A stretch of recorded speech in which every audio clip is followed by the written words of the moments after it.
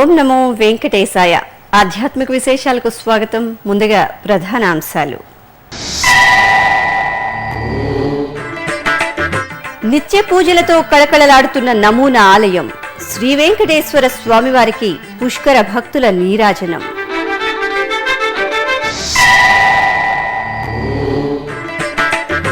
పుష్కర భక్తులకు అన్నప్రసాదాల పంపిణీ. విజయవాడ, గుంటూరులలో టీటీడీ పుష్కర సేవలు.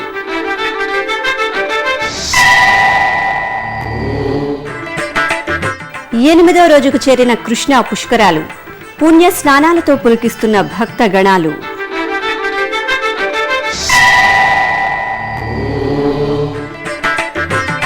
కృష్ణా నీటితో జీడిపల్లి రిజర్వాయర్కు జలకళ. పుష్కర స్నానాలతో పునీతులైన అనంతవాసులు. పావన కృష్ణమ్మలో పుష్కర స్నానం చేసిన భక్తులు వెంకన్న దీవెనలు అందుకోవడానికి బారులు తీరుతున్నారు. విజయవాడలో టీటీడీ ఏర్పాటు చేసిన శ్రీవారి నమూనా ఆలయం భక్త శోభితంగా దర్శనమిస్తోంది. రోజురోజుకు పెరుగుతున్న పుష్కర భక్తులతో స్వామివారి ఆలయం కూడా రద్దీగా కనిపిస్తోంది.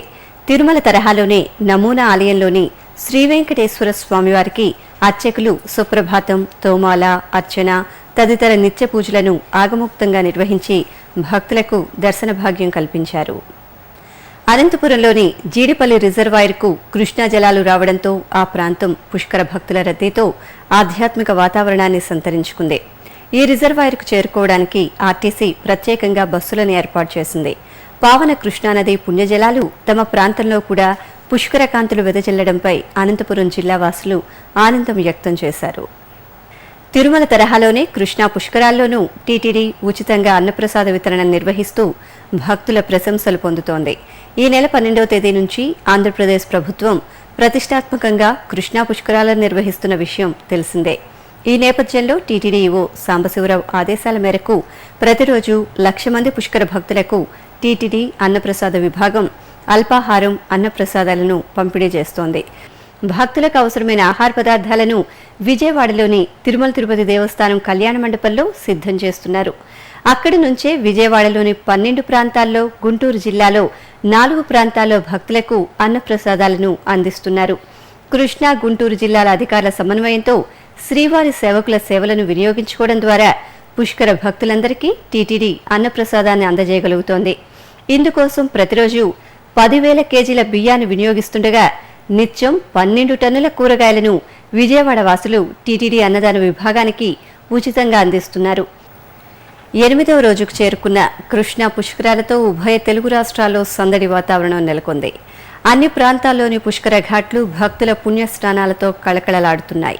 ఇక శ్రావణ పౌర్ణమిని పురస్కరించుకుని నిన్న ఒక్కరోజే ఆంధ్రప్రదేశ్లో 16,62,091 మంది పుణ్యస్నానాలు చేయగా ఒక్క విజయవాడలోనే 6,03,000 మంది పుష్కర స్నానాలు చేయడం విశేషం.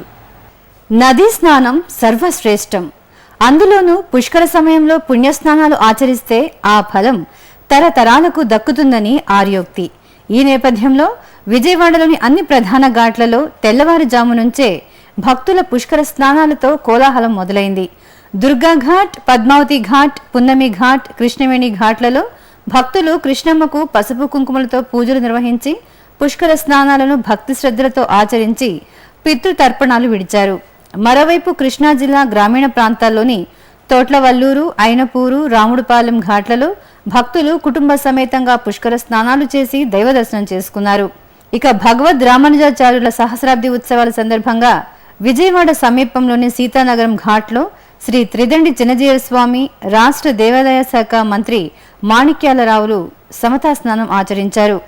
చిన్నజీయర స్వామి ఆధ్వర్యంలో గోపూజ, అశ్వత్థ పూజ, తులసి పూజ నిర్వహించాక వివిధ మఠాలకు చెందిన స్వామీజీలు, భక్తులు నిష్ఠగా సమతా పుష్కర స్నానం చేశారు. ఓం నమో వెంకటేశాయ.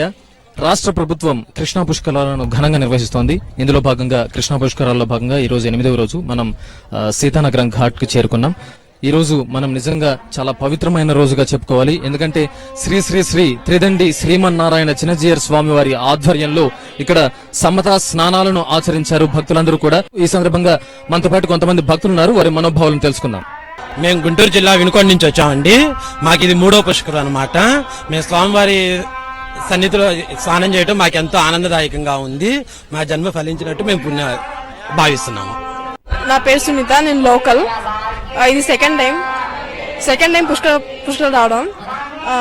అన్ని కొత్తగా ఉన్నాయి, చాలా ఫీల్ అవుతున్నాం. నా పేరు మోహన్ శ్రీనివాస్ గుప్తా, పొన్నూరు నుంచి వచ్చామండి.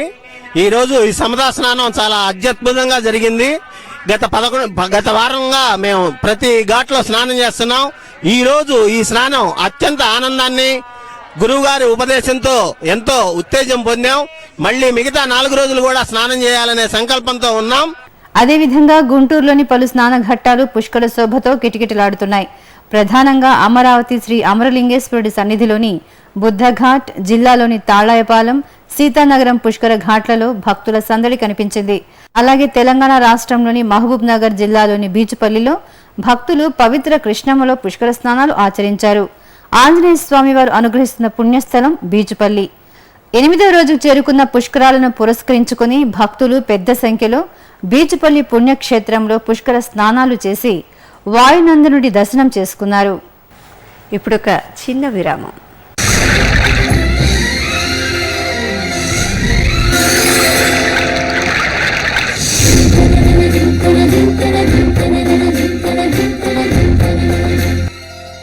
కృష్ణమ్మ అపూర్వ జలరాశుల ప్రవాహం, 4 రాష్ట్రాల ప్రజలకు ప్రాణాధారం.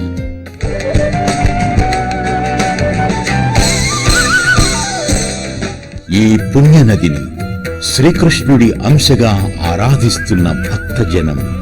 తీరంలోని ప్రతి క్షేత్రం పవిత్రం, మహిమాన్వితం, తేజో విరాజితం. పుష్కరాద్యాని తీర్థాని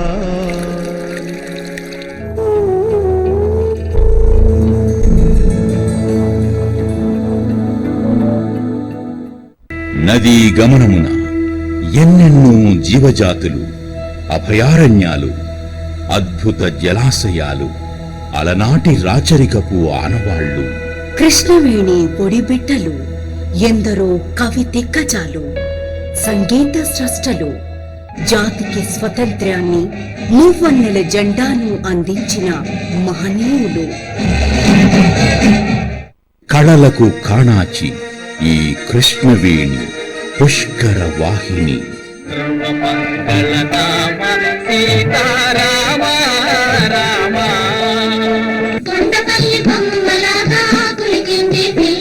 కృష్ణవేణి నది సోయగం అపరూపం.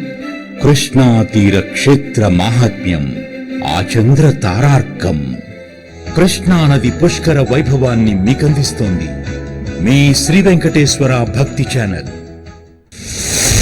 కృష్ణా తీరంలోని ప్రసిద్ధ ఆలయాలపై ప్రత్యేక కథనాలు ప్రతిరోజు ఉదయం 9:30 మరియు రాత్రి 9 తిరిగి రాత్రి 10:30 మరియు రాత్రి 12 సోమవారం నుండి శుక్రవారం వరకు ప్రతిరోజు రాత్రి 9:30 కృష్ణా తీరంలో వెళ్లి విరిసిన కళారూపాలపై డాక్యుమెంటరీ కార్యక్రమాలు మీ శ్రీ వెంకటేశ్వర భక్తి ఛానల్లో. ఆధ్యాత్మిక విశేషాలకు తిరిగి స్వాగతం. తిరుపతి పుణ్యక్షేత్రంలో శ్రీ రాఘవేంద్ర స్వామివారి ఆరాధన మహోత్సవాలను శుక్రవారం ఘనంగా నిర్వహించారు. ఇందులో భాగంగా తిరుపతిలోని ఆర్ఎస్ గార్డెన్స్లో గల శ్రీ రాఘవేంద్ర స్వామి మఠంలో శ్రీ ప్రహ్లాద వరదుడికి పాదపూజను భక్తి శ్రద్ధలతో జరిపారు. అలాగే స్వామివారికి అష్టోత్తర పారాయణ సహిత కనకాభిషేకాన్ని వేడుకగా నిర్వహించారు.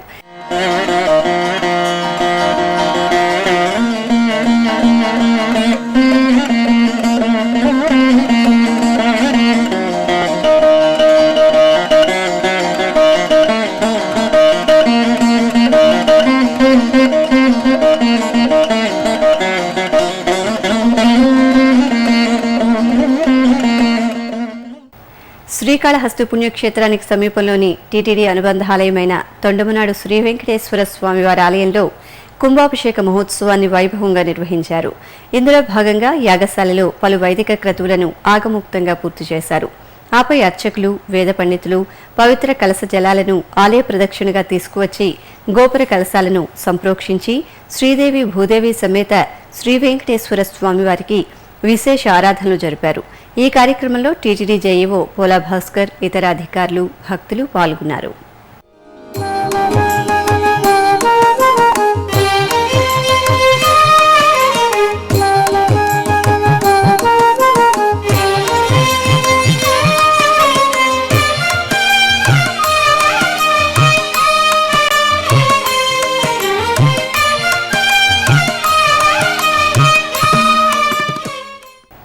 విశాఖపట్నంలోని శ్రీ రమా సహిత సత్యనారాయణ స్వామివారి ఆలయం భక్త శోభితంగా దర్శనమిచ్చింది. శ్రావణమాసం సందర్భంగా బారులు తీరి స్వామి అమ్మవార్ల దర్శనం చేసుకున్న భక్తులు ఆలయ ప్రాంగణంలో జరిగిన సామూహిక సత్యనారాయణ స్వామి వ్రతాల్లో పాల్గొన్నారు. కలియుగంలో యజ్ఞయాగాదులకు విశేష ఫలితం ఉంటుందని వేదాలు చెబుతున్నాయి. అందుకే మన పూర్వీకులు పలు యాగాలను నిర్వహించి దేశ సుభిక్షానికి తమ వంతు సహకారం అందజేశారు. అదే సత్సాంప్రదాయాన్ని కొనసాగిస్తూ ఉభయ తెలుగు రాష్ట్రాల్లోని వివిధ ప్రాంతాల్లో లోక కళ్యాణార్థం తలపెట్టిన యాగాలలో భక్తులు భక్తి శ్రద్ధలతో పాల్గొన్నారు. ఆ విశేషాలు మీకోసం.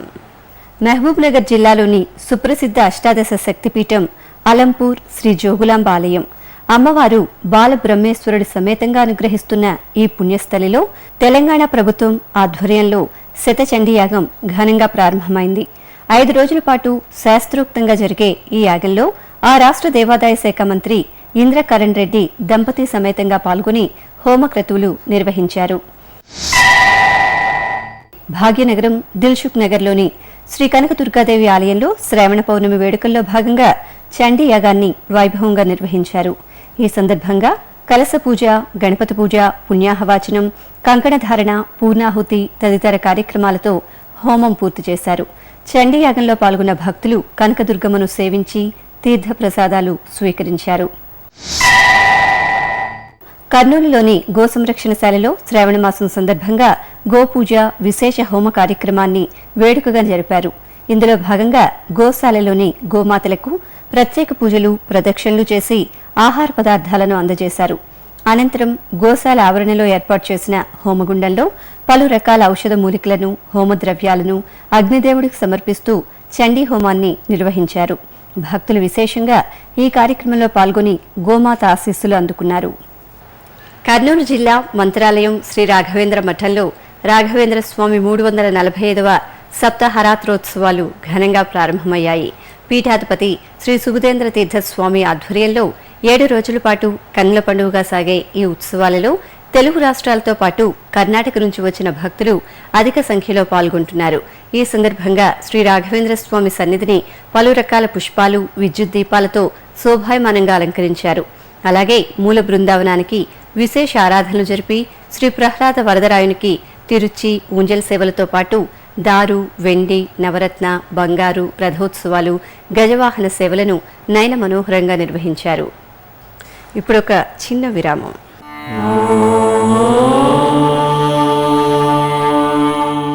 మానవ సేవే మాధవ సేవ అనే మహత్తర ఆశయంతో ప్రాణాంతక వ్యాధులతో కొట్టుమిట్టాడే నిరుపేదలైన రోగులకు ఉచిత వైద్య చికిత్సను కల్పించే ఉదాత్త ఆశయంతో శ్రీ వెంకటేశ్వర ప్రాణదాన ట్రస్ట్ ను స్విమ్స్ వైద్య విశ్వవిద్యాలయం ద్వారా నిరంతరాయంగా నడుపుతోంది తిరుమల తిరుపతి దేవస్థానం. ఈ బృహత్తర కార్యక్రమానికి మీరు చేయూతనివ్వండి, శ్రీనివాసుని కటాక్షం పొందండి. మరిన్ని వివరాలకు ఫోన్ నంబర్లు 087722777777. ఓం నమో వెంకటేశాయ. ఆధ్యాత్మిక విశేషాలకు తిరిగి స్వాగతం. తిరుమల శ్రీ వెంకటేశ్వర స్వామి ఆరాధనా విధానానికి మూలపురుషుడైన భగవాన్ శ్రీ విఘ్నస మహర్షి జయంతి వేడుకలు గురువారం ఘనంగా జరిగాయి. శ్రీవారి ఆలయ ఉత్తర మాడవీధిలోని వైఖానస మఠంలో శ్రీ విఘ్నస మహర్షికి స్నపన తిరుమంజనం, ఆస్థానం జరిగాయి. దీంతో పాటు విఘ్నస మహర్షి శిష్యులైన భృగు, అత్రి, మరీచి, కశ్యపు మహర్షులకు స్నపన తిరుమంజనం చేశారు.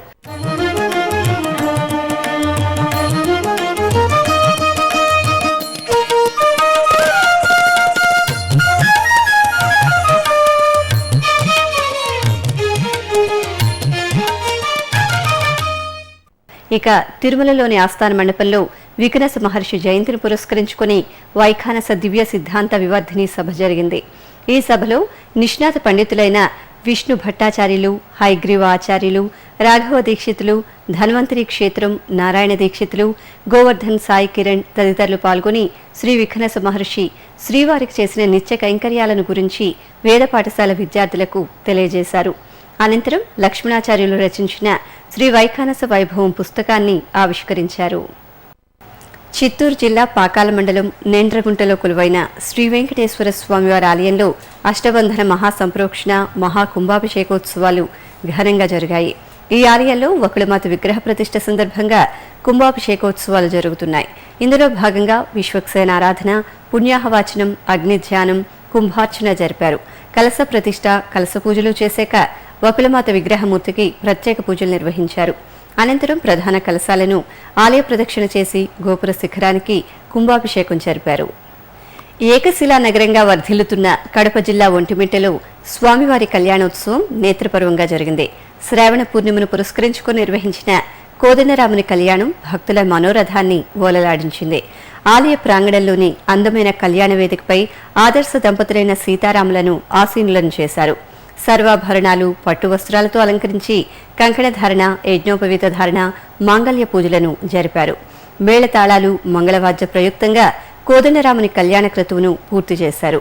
ఈ కమనీయ దృశ్యాన్ని కనులారా దర్శించిన భక్తులు శ్రీరామ నామస్మరణతో పులకించారు.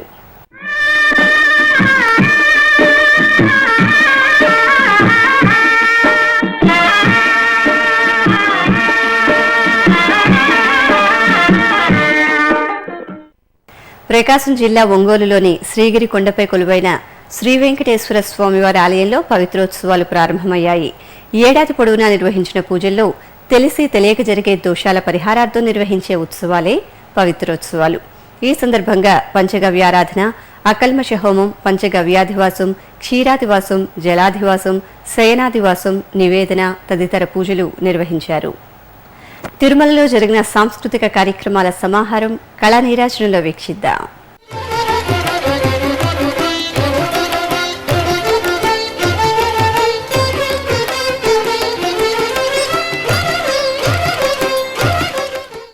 తిరుమలలోని నాదనీరాజనం వేదికపై గురువారం గాత్ర కచేరీ కార్యక్రమాన్ని నిర్వహించారు.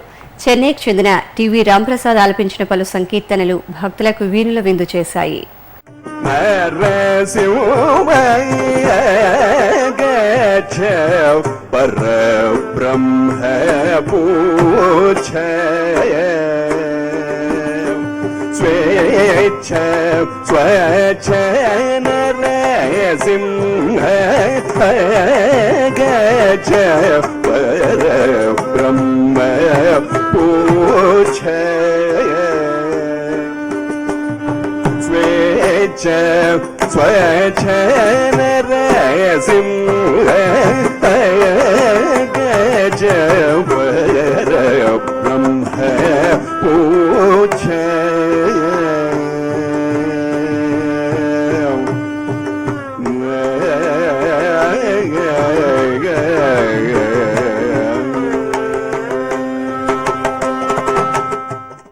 తిరుమలలో శ్రీవారి దర్శనం, గదుల ఖాళీలు, వాతావరణం తదితర విశేషాలను ఇప్పుడు తిరుమల సమాచారంలో తెలుసుకుందాం.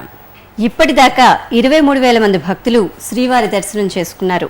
24 కంపార్ట్మెంట్లలో భక్తులు శ్రీవారి దర్శనం కోసం వేచి ఉన్నారు. శ్రీవారి సర్వదర్శనానికి 10 గంటల సమయం పడుతోంది. దివ్య దర్శనానికి 6 గంటల సమయం పడుతోంది. ప్రత్యేక ప్రవేశ దర్శనం కొనసాగుతోంది. తిరుమలలో 159 గదులు ఖాళీగా ఉన్నాయి. అలిపిరి, శ్రీవారి మెట్టు మార్గాలలో భక్తుల రాకపోకలు యథావిధిగా కొనసాగుతున్నాయి. ఇక తిరుమల వాతావరణం గరిష్ట ఉష్ణోగ్రత 30 డిగ్రీల సెల్సియస్, కనిష్ట ఉష్ణోగ్రత 23 డిగ్రీల సెల్సియస్గా ఉంది. ఆధ్యాత్మిక విశేషాలు ఇంతటితో సమాప్తం. తిరిగి రాత్రి 10 గంటలకు ప్రసారమయ్యే ఆధ్యాత్మిక విశేషాల్లో కలుసుకుందాం. ఓం నమో వెంకటేశాయ.